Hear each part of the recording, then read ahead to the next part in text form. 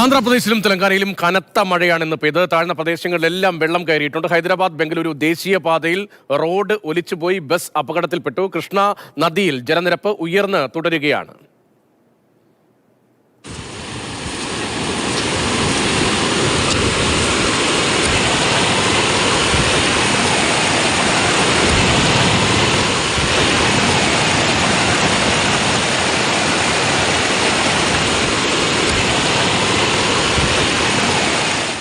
ആന്ധ്രാപ്രദേശിലും തെലങ്കാനയിലും മഴക്കെടുതി രൂക്ഷമാണ്. ഈ രണ്ട് സംസ്ഥാനങ്ങളിലും പല ജില്ലകളിൽ ഇന്ന് റെഡ് അലേർട്ട് പ്രഖ്യാപിച്ചിട്ടുണ്ട്. ആന്ധ്രയിലെ വിജയവാഡ, ഗുണ്ടൂർ മേഖലകളിലൊക്കെ ഇന്ന് റെഡ് അലേർട്ടാണ്.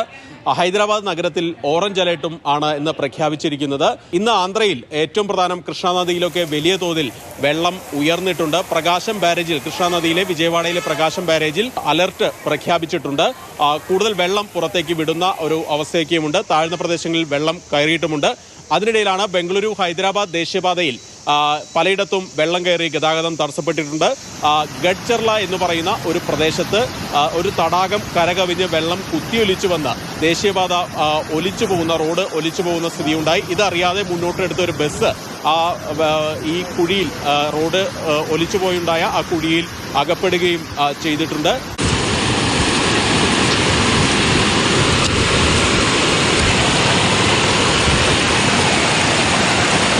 ഏതായാലും അതിലുണ്ടായിരുന്ന ആളുകളെയൊക്കെ ഉടൻ തന്നെ പ്രദേശവാസികളെത്തി രക്ഷപ്പെടുത്തുകയാണ് ചെയ്തത്. ഏതായാലും ഗതാഗതം പുനഃസ്ഥാപിക്കാൻ ഇതുവരെ ആയിട്ടില്ല. പല പ്രദേശങ്ങളും, താഴ്ന്ന പ്രദേശങ്ങളും വെള്ളത്തിനടിയിലാണ് എന്നുള്ളതാണ് അവിടെ നിന്ന് ലഭിക്കുന്ന വിവരം. മഴക്കെടുതിയെക്കുറിച്ച് അല്ലെങ്കിൽ അതിനെ നേരിടാൻ ആന്ധ്രാപ്രദേശ് മുഖ്യമന്ത്രി ചന്ദ്രബാബു നായിഡു ഉന്നതതല യോഗം അമരാവതിയിൽ വിളിച്ചിട്ടുണ്ട്. ഏതായാലും ഈ കൃഷിനാശം വ്യാപകമായിട്ടുണ്ടായിട്ടുണ്ട്. കർഷകർക്കൊക്കെ കൃത്യമായിട്ടുള്ള ധനസഹായം ഉണ്ടാകുമെന്ന് മുഖ്യമന്ത്രി അറിയിക്കുന്നു. അതുപോലെ തന്നെ വീട് നഷ്ടപ്പെട്ടവർക്ക് അല്ലെങ്കിൽ വീടിന് കേടുപാടുകൾ പറ്റിയവർക്കെല്ലാം അത് നന്നാക്കി കൊടുക്കാനുള്ള നടപടികളും ഉണ്ടാകുമെന്നും ആന്ധ്ര സർക്കാർ അറിയിക്കുന്നുണ്ട്. തെലങ്കാന സർക്കാരും മഴക്കെടുതിയെ നേരിടാൻ കൃത്യമായിട്ടുള്ള മുന്നൊരുക്കങ്ങൾ നടത്തുന്നുവെന്നാണ് തെലങ്കാന സർക്കാർ വൃത്തങ്ങൾ അറിയിക്കുന്നത്. ഇപ്പോഴും പല ഭാഗങ്ങളിലും മഴ തുടരുന്നു. അതൊരു ഭീഷണിയായി, ആശങ്കയായി നിലനിൽക്കുന്നുണ്ട്.